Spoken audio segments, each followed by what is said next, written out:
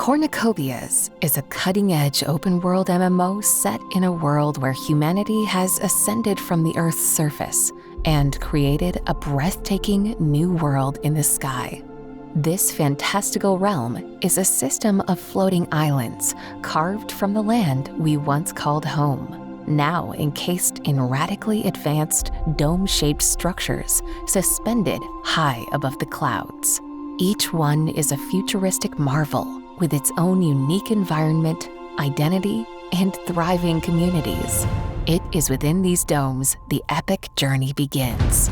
Here, players take control of their own personal avatar, which gives them the freedom to choose their destiny.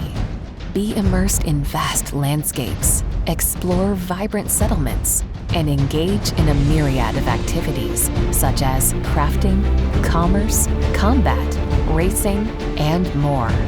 Welcome to a world where the sky is no longer the limit.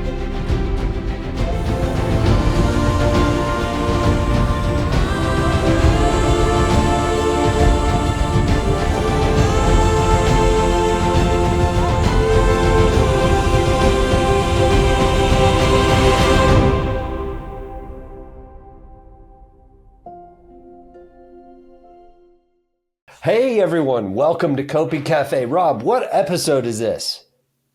Are we on 88? Something like that. Welcome to Copi Cafe. You got Rob Gregg here and Josh Jones. It's a special episode. Excuse the tissue. Goodness gracious, did I start with that in my nose? We got a fun episode ahead for you today. We're going to talk a little bit about upcoming event consensus. We're going to talk about the Halving Cycle, which probably already occurred by the release of this video or is right around then. We're going to talk about some affiliate program applications, that sort of thing. And then we're going to get into the Avatar release. And we've got a special guest today, which is exciting to have him up on the show. You haven't seen him here before, I don't think. Or have you? Wait, what? That was a clue. That was a clue? Nice. I actually just picked that. Yeah, well done. Well done. Letters. If you haven't figured it out yet, you will. Let us play. I think we should get right into it. And, I don't know how long you want to keep Who are you, by the way? So I have created this character with our new avatar creator. No, you haven't.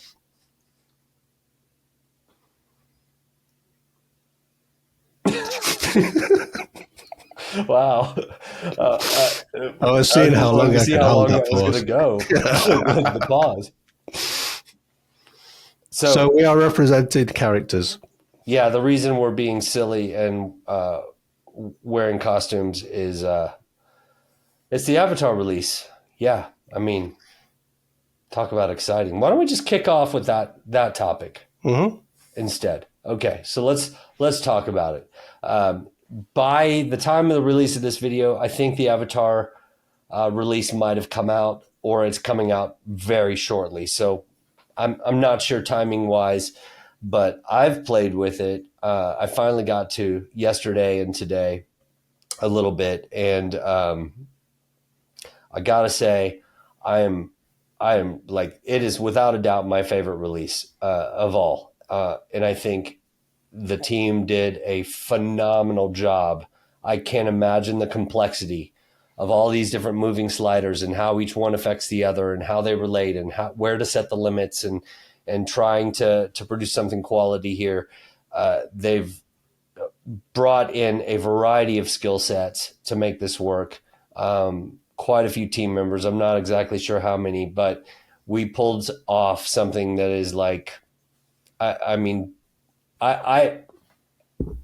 so I haven't tested all the Avatar creators, but without a doubt, it's my favorite.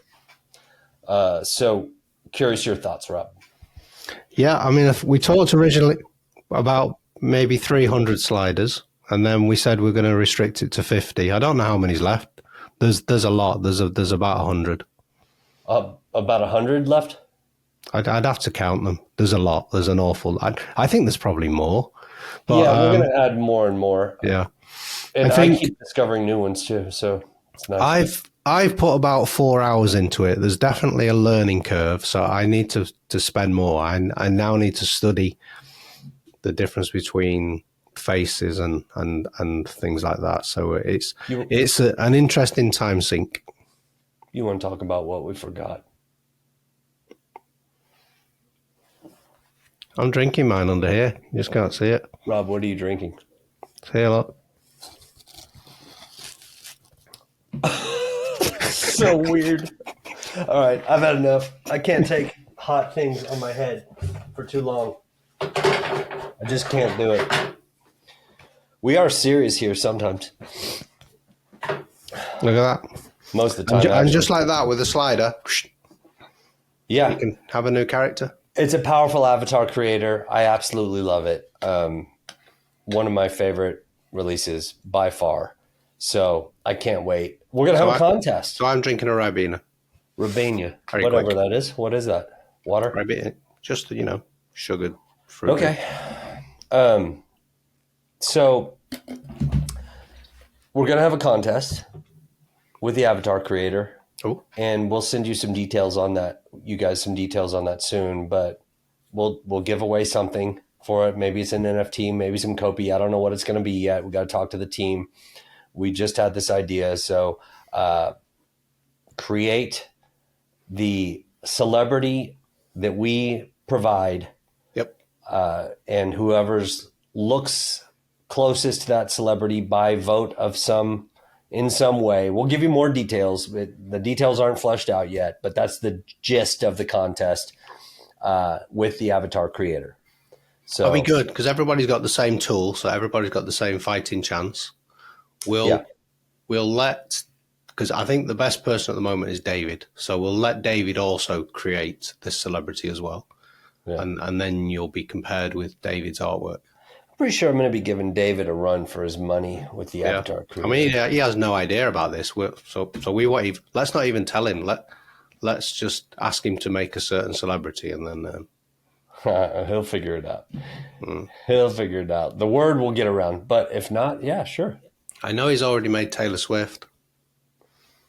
He has, yeah, and a few others. I'm going to enter this contest. Ooh. Who are you going to enter as? Huh? What? Who are you going to enter as? I'm just going to enter the contest with a avatar that you don't know what I'm saying.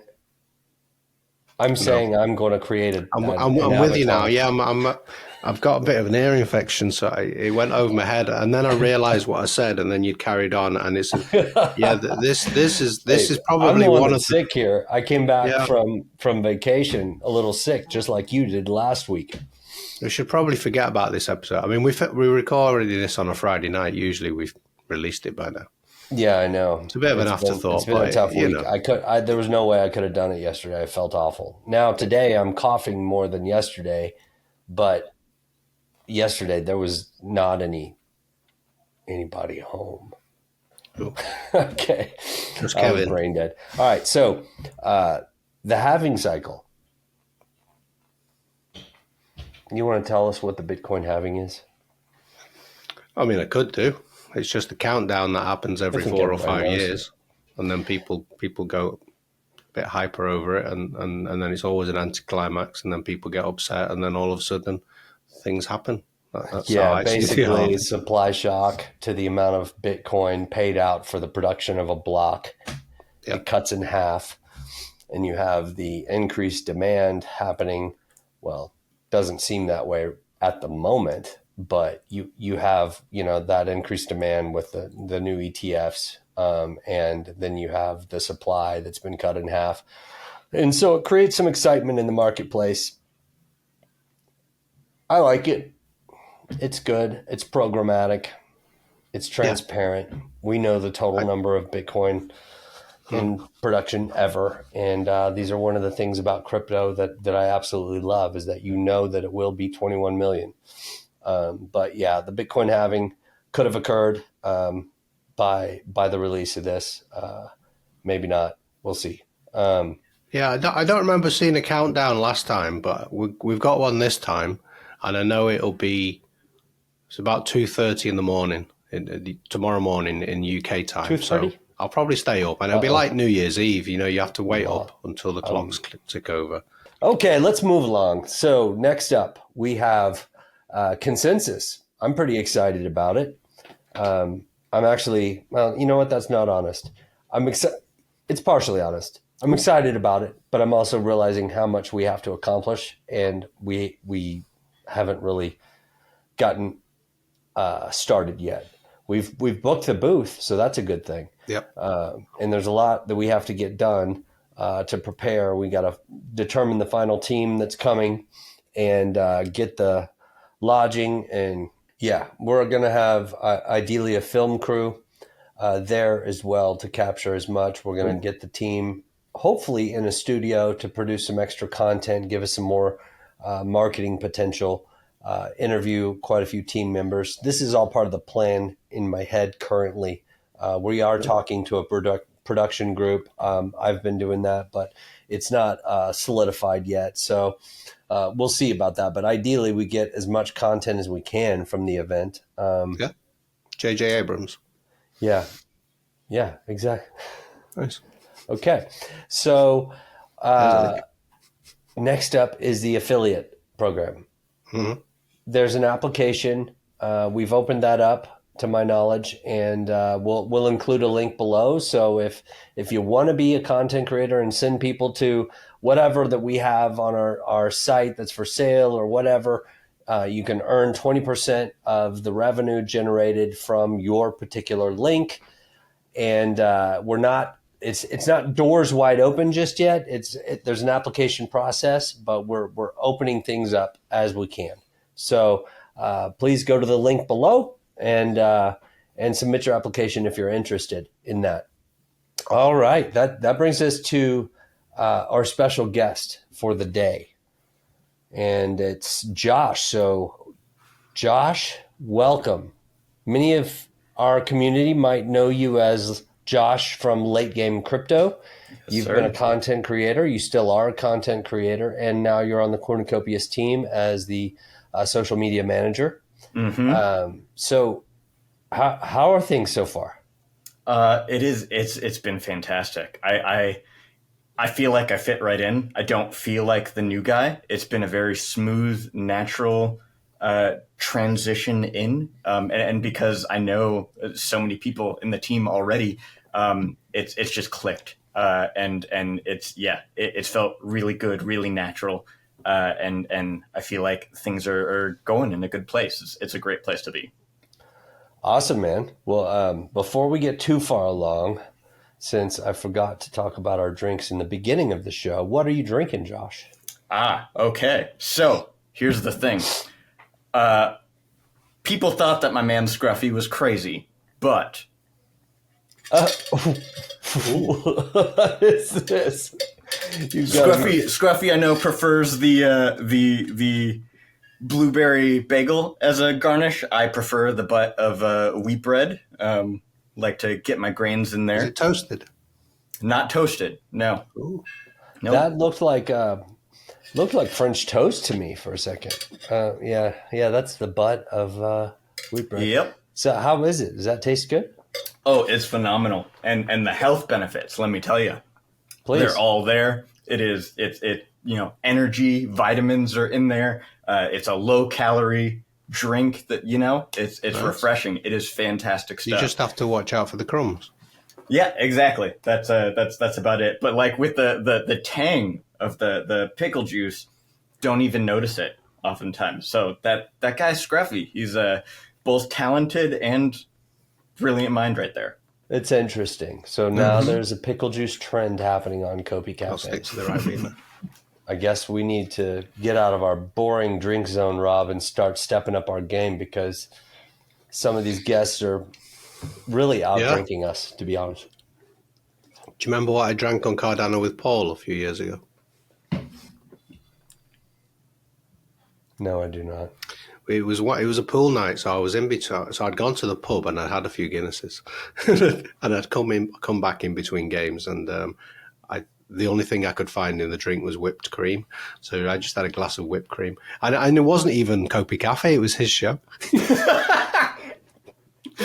One too many. Remember the drink part of Manchester when we were in Manchester, and we had to cut it because it. Yeah, that was fun. That was golden. Okay, Josh. So Yes, sir.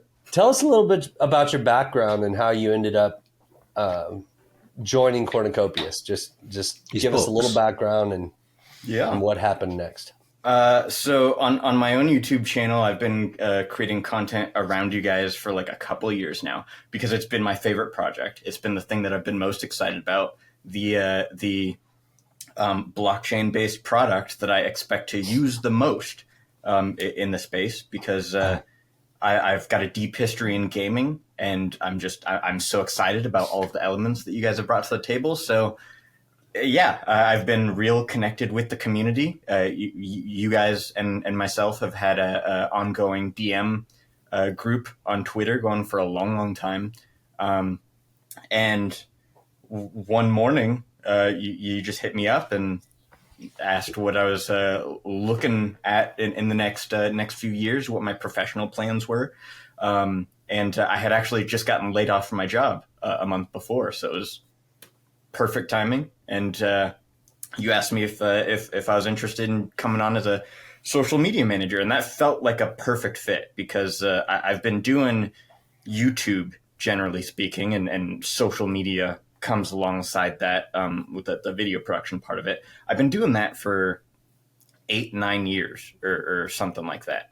And people that watch my channel, they know me as the Cardano content creator. As you can tell, but I'm not by any means a Cardano maximalist. I do what I do, and I cover Cardano because I believe in its missions. I believe in the direction that it's headed, and I want to do what I can do to help contribute to that.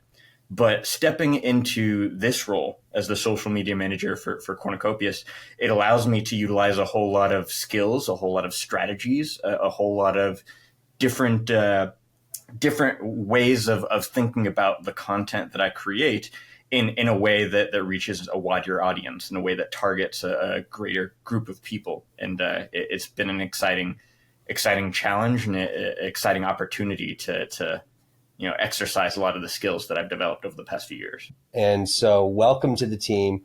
It's our first official public announcement of that. So it's good to have you here. The other thing I mentioned that you mentioned that I wanted to say that we are also aligned with is the Cardano mission. Bringing banking to the billions of the people in the world that are unbanked. To me, that was a very attractive mission when I first, got involved in Cardano. Among the many other reasons that I love the chain, the peer review process, the slow building a strong, solid foundation. There's so many things I love about the chain, but I myself am also not a maximalist. And we've announced in the very beginning that Cornucopias is a multi-chain and chain agnostic, but Cardano is our home chain.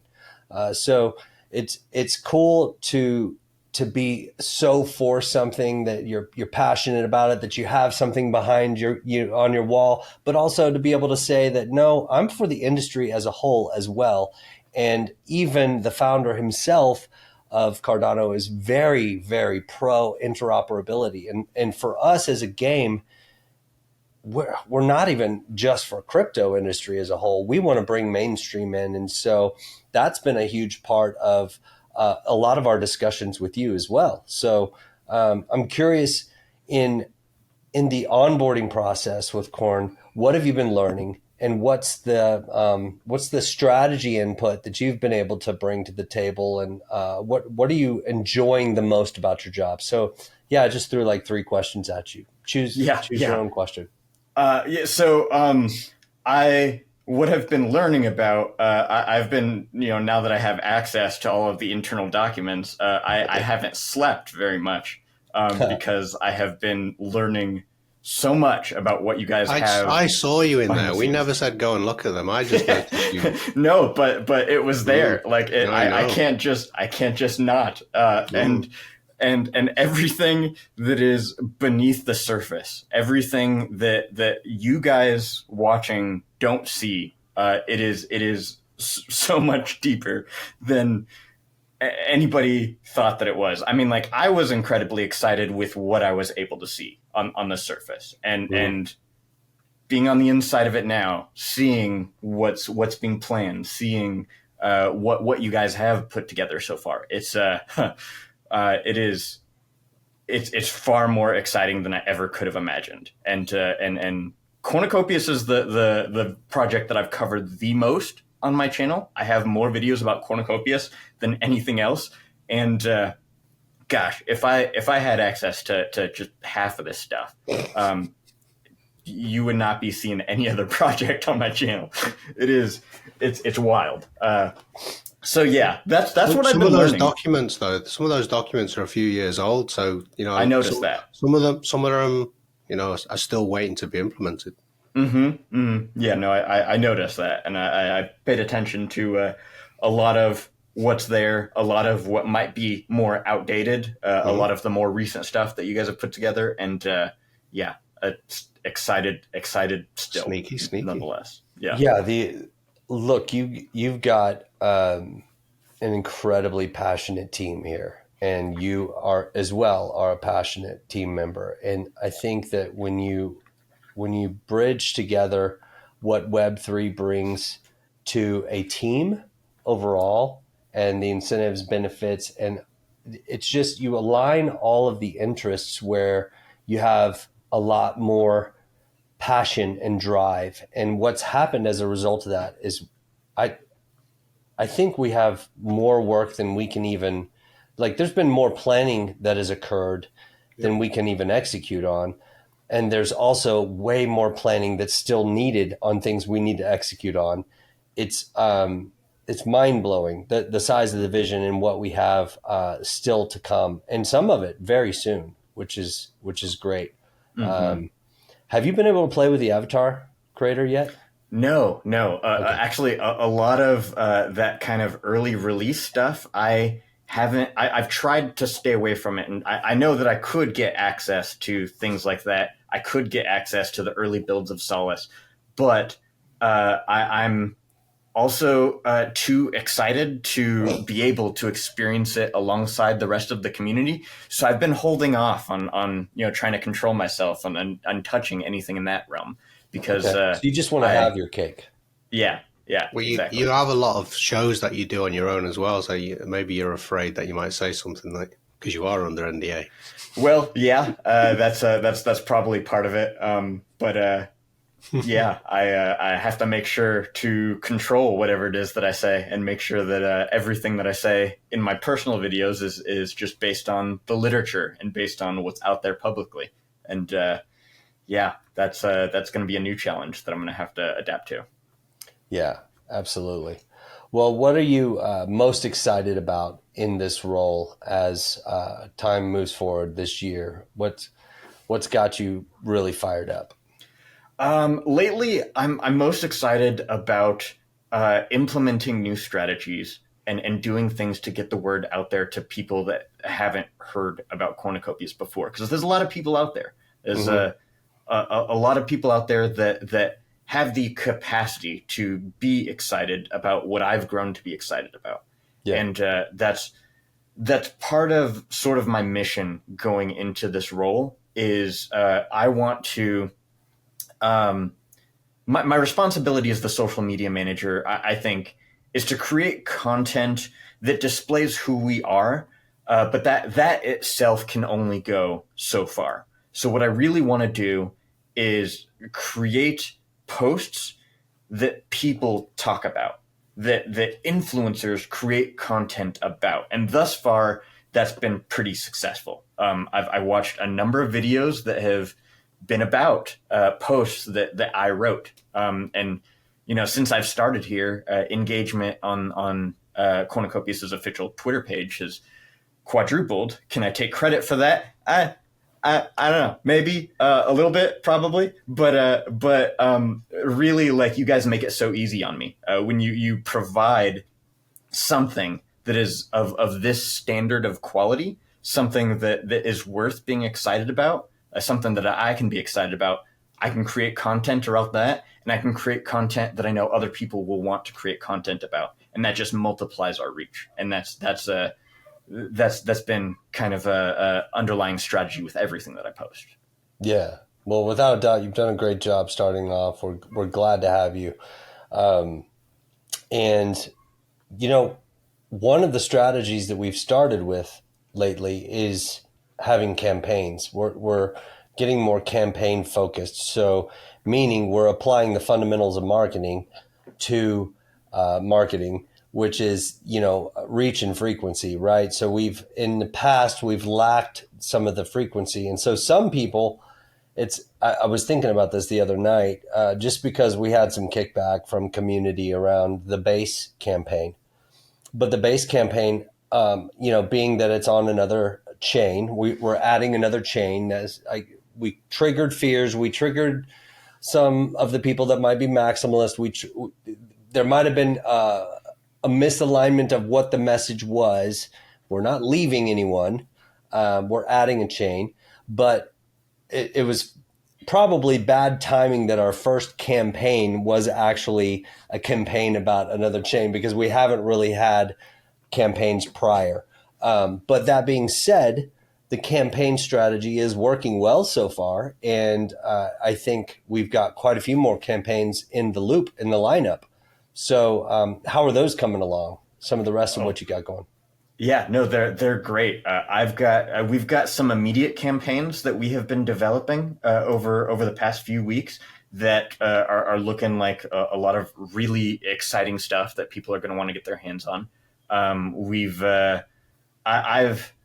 I've been creating stuff, and I've got kind of like a timeline, like a strategic outline for the different kinds of posts that we want to put out over the next year, approximately, for different kinds of audiences. So I have been so forward thinking since stepping into this role that, like, I'm thinking about how we're going to grab these audiences, how we're going to make sure that they're educated on those topics, how we're going to grab new audiences beyond that, and how that fits in with our existing community.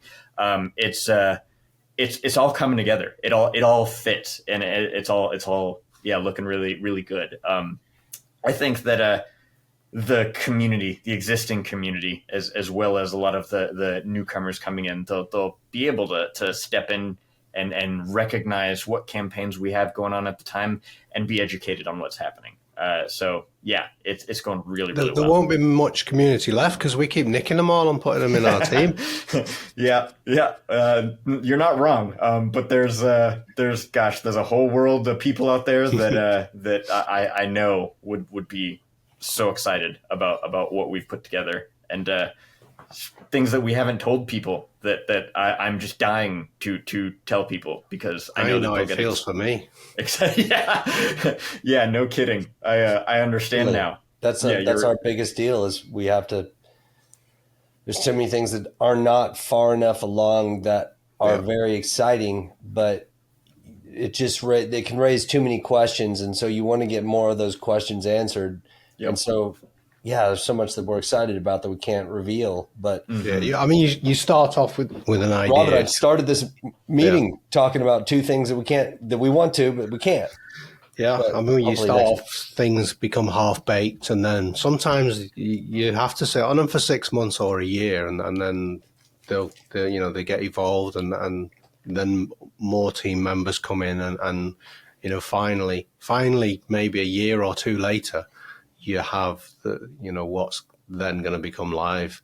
But you want to announce it a year earlier. But if you do, then it's when this, when that, and then when it finally does come out, it could look completely different. But I love that process. Mm-hmm. Yeah, me too. Rob, did you have any questions? I have one final question for Josh, but you didn't ask any, so I just wanted to ask about your background as well, because we've just found out that you changed the color of the background depending on the videos. Is that true? Yes, it is. Yeah. No. So Ken from Meld He found out that I did that, and he called me a dap whore. A what? A dap whore. Not sure if we'll blank that out. I'm not sure if that's family friendly enough for Copi Cafe, but we've got an icon for it and a buzzer. Yeah. That is something that I do regularly. It's a fun little, flavor. But that's a good leak. We can watch out for that in the future. Yeah. Yep. Anytime you see a orange background, usually it's a Cornucopias related. I like it. It's my favorite color. Very nice. Very nice. Well, final question for you. It's a big one. What do you think about the state of gaming and Web3? What are we going to see over the next 6 months? Fast forward a bit. What does it look like for Web3 gaming? So Web3 gaming is in a very unique place, and I think that it's primed to see greater adoption in a way that people don't expect. People in Web3, people in crypto, a lot of times, and I've seen this with a lot of our community, they're not gamers. They're crypto people that have started to play games because of what you guys have created or what other Web3 games are out there. So there's somewhat of a disconnect. There's a lot of people out there that are gamers because, gamers and people that are developers and into all this nerdy stuff, they tend to roll in very similar circles.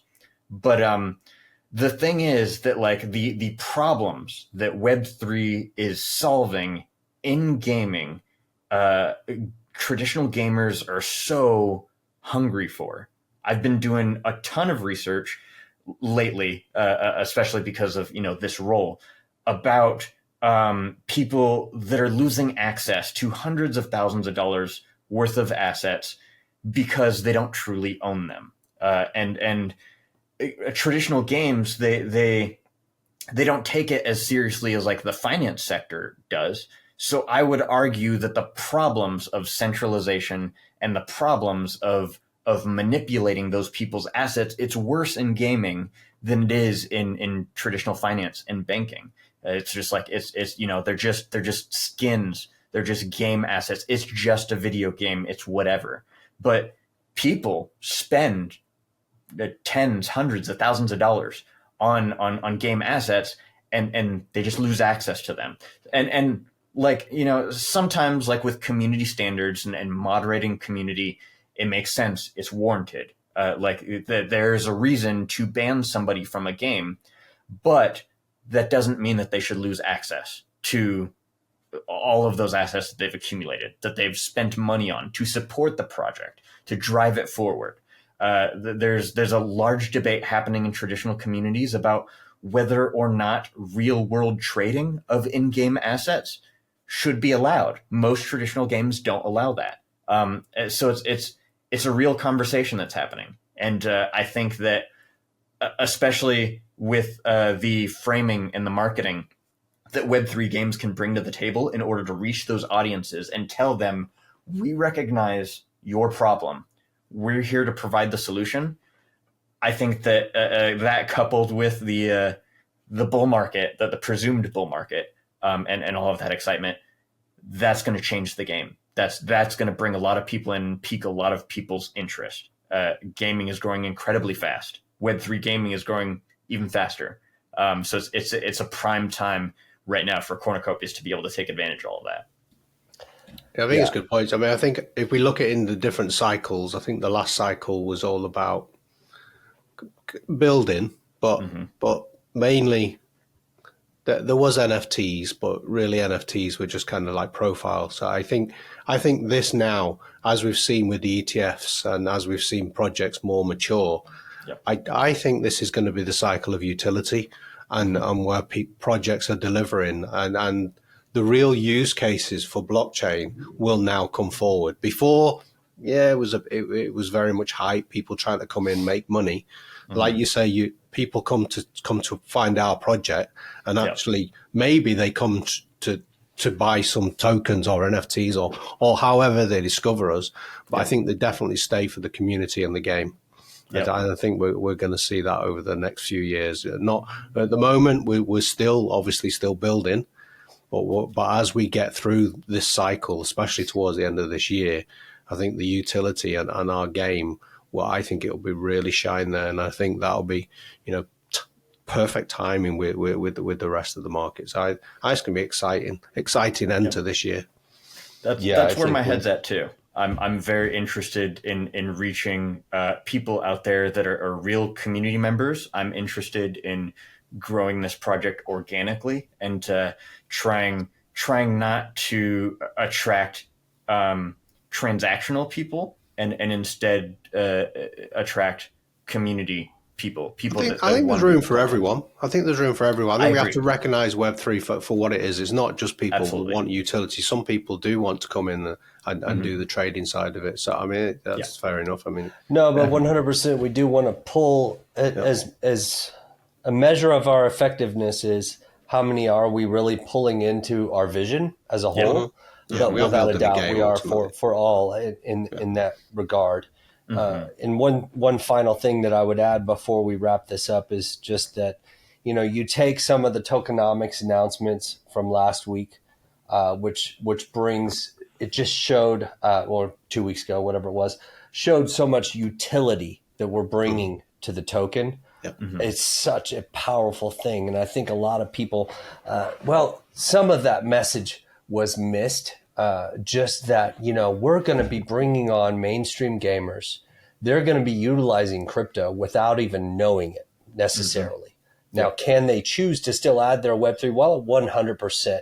But if they're being onboarded with fiat, there's Copi utility in the background that they then get to use the marketplace to buy assets. That is tremendous. Now, that makes it incredibly easy for us to start bringing in mainstream if we have a game that's solid enough to bring them in, and I think we're going to be there.